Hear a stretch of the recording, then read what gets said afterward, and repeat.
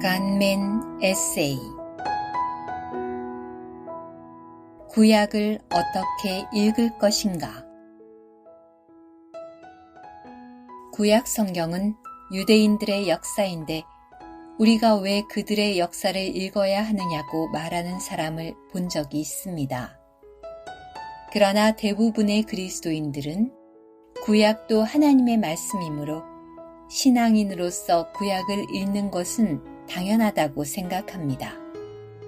그러나 이미 시간상으로도 오래전이고 공간적으로도 먼 지역에서 일어났던 구약의 기록들을 어떻게 우리 현실에 적용하면 좋은지는 진지한 연구가 필요합니다. 대략 다음 3가지 유형을 생각할 수 있습니다.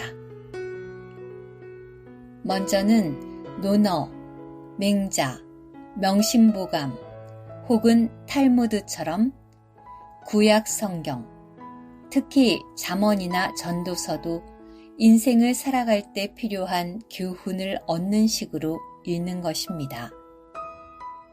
그러나 이런 단계에만 머문다면 그 책, 더 바이블이라고 불리는 성경의 특징을 놓친 것입니다. 그 다음은 모든 성경은 하나님께서 숨을 내쉬신 것이라는 말씀을 따라 성경을 읽는 것입니다. 이것은 구약의 어떤 구절을 읽더라도 지나치게 연구하려는 태도보다는 그 말씀으로 기도하는 방식으로 읽는 것입니다. 즉, 하나님께서 내쉬신 호흡을 우리 안으로 들이마시는 것입니다. 혹은 구약의 기록들의 상당 부분을 예표드리고 그 예표의 실제가 신약에 있다고 보고 그 실제를 신약 성경에서 찾아내어 현재의 우리의 현재 삶 속에 적용하는 것입니다. 지난주는 아래 말씀을 읽고 위 3번째 방식으로 추구하고 누리는 시간을 가졌습니다.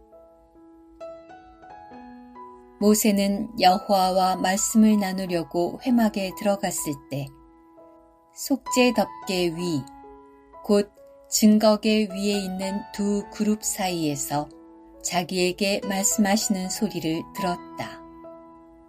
민수기 7장 89절.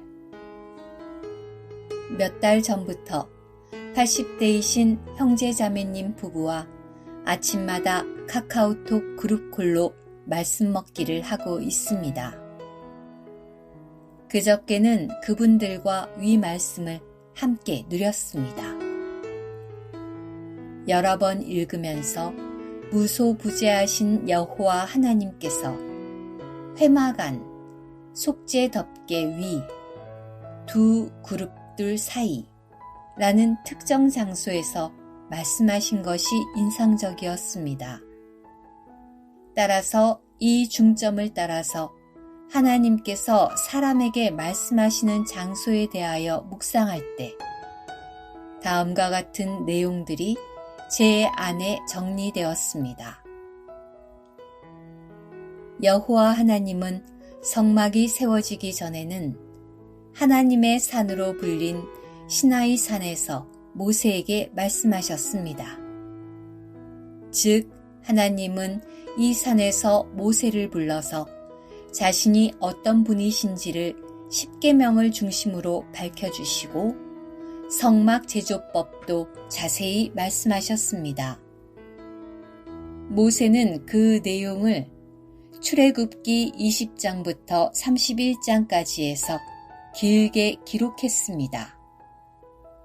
여호와 하나님은 시나이 산 이전에는 호렙산 가시나무 떨기 가운데서도 말씀하셨습니다.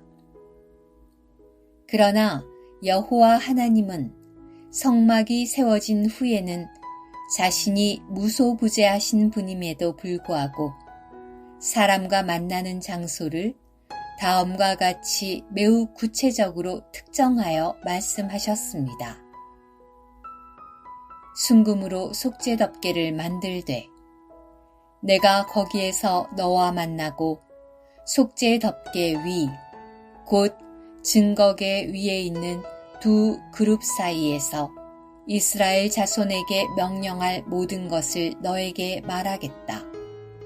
출애굽기 25장 17절 22절.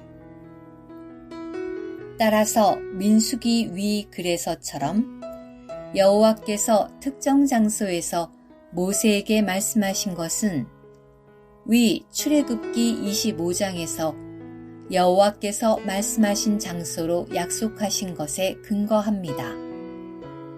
이것은 신약에 믿는 이들인 우리에게도 많은 시사점이 있다고 할 수 있습니다. 이미 지금은 구약의 증거궤나 속죄 덮개는 물론 심지어 성막과 성전도 없어진 상태입니다. 그렇다면 구약에서 그토록 자주 자세하게 말씀하셨던 그 하나님은 오늘날 신약 백성들에게는 어디서 어떤 방식으로 말씀하시는가? 이러한 질문에 대한 답을 추구하는 과정에서 알게 된 두 구절의 말씀은 히브리서 1장 2절과 로마서 3장 25절입니다. 먼저 히브리서는 이 마지막 날에는 아들 안에서 우리에게 말씀하셨습니다. 라고 합니다. 이것은 독생자인 주 예수님을 통하여 하신 말씀, 그리고 더 나아가서는 그분께서 사도들인 성경 기자들 안에서 그리고 그들을 통하여 말씀하신 내용을 포함한 것을 가리킨다고 볼 수 있습니다. 그리고 이러한 아들 안에서의 말씀하심은 구약의 말씀과 함께 역사적 교회 안에서 성경 66권 정경으로 공식 인정되었습니다. 그런데 로마서 3장은 이러한 확정된 말씀인 로고스를 우리의 삶 속에 즉각적으로 적용하는 말씀인 레마로 체험하는데 도움을 주는 중요한 사실을 담고 있음을 알게 되었습니다. 즉, 히브리 기자는 9장에서 첫 언약의 봉사와 관련하여 성소와 지성소를 말하고 또 그 지성소 안에 있는 언약궤 위에 속죄 덮개를 언급할 때 힐라스테리온이라는 헬라어를 썼습니다. 그런데 바로 이 단어가 로마서 3장 25절에서 화해 장소이신 그리스도 예수님을 가리키는 말로 쓰였습니다. 위 로마서 말씀에 따르면 하나님과 사람이 만났던 장소인 구약 지성소 안의 속죄 덮개의 실제 역시 주 예수님 자신이십니다. 또한 그분은 하나님의 영광의 광채이시고 하나님의 영광이 예수 그리스도의 얼굴에 있다는 말씀에 따라 구약의 영광의 두 그룹의 실제라고도 할 수 있습니다. 그런데 이분이 하나님 오른편에 계시면서 동시에 생명 주는 영으로 우리의 거듭난 영 안에 지금 내주하고 계십니다. 따라서 우리는 우리의 영으로 돌이켜 영 안에서 아래 말씀을 실행할 때 위 민수기 7장 89절의 실제인 여호와의 즉각적인 말씀하심과 그분의 영광으로 적셔짐을 체험할 수 있습니다. 오, 이 어떠한 긍휼과 은혜인지요. 그러나 우리 모두는 너울을 벗은 얼굴로 거울처럼 주님의 영광을 바라보고 반사함으로써 그분과 동일한 형상으로 변화되어 영광에서 영광에 이릅니다. 고린도 후서 3장 18절. 속죄 덮개의 실제이신 주님, 당신 안에서 하나님과의 화해와 당신의 즉각적인 말씀하심과 영광의 주입을 얻게 하시니 감사드립니다. 아멘.